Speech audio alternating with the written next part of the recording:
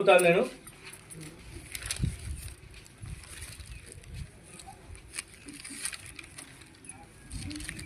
32:5 వచనము, నా దోషమును కప్పుకొనక నీ ఎదుట నా పాపమును ఒప్పుకుంటిని. యెహోవా నీ సన్నిధి నా అతిక్రమములను ఒప్పుకుందును అనుకుంటిని.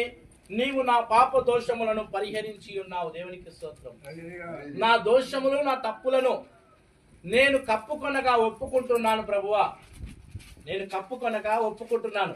అలనాడు ఆదాము కప్పుకున్నాడు ఆకులతో, తన దేహాన్ని ఆకులతో కప్పుకొని అంటున్నాడు, నువ్వెక్కడున్నావు ఆదాము అంటే, నేను పొదల చాటున దాక్కొని ఉన్నాను ప్రభువా అని మాట్లాడాడు.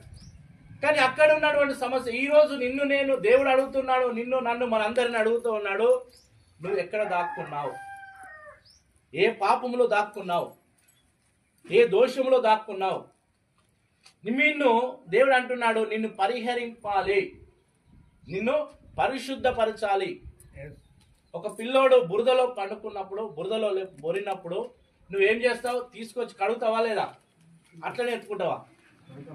కడుగుతావు కదా. దేవుడు అదే అంటున్నాడు, ఒకవేళ నువ్వు తెలియక చేసిన తప్పు కావచ్చు, తెలిసి చేసిన తప్పు కావచ్చు, ఏదైనప్పటికీ ఇక నుండి నీవు లోకంలో జీవించావు, ఇక నుంచి అయినా దేవుళ్ళు జీవించడానికి నిన్ను శుభ్రపరుస్తాను. హల్లెలూయా. నిన్ను కడుగుతూ ఉన్నాడు దేవుడు. నిన్ను కడిగి తన సంకన పెట్టుకోవాలని దేవుడు చూస్తూ ఉన్నాడు. అందుకే అంటున్నాడు ఇక్కడ, ఈ మాట కూడా మీకు మరొకసారి చదువుతాను అదే మాట.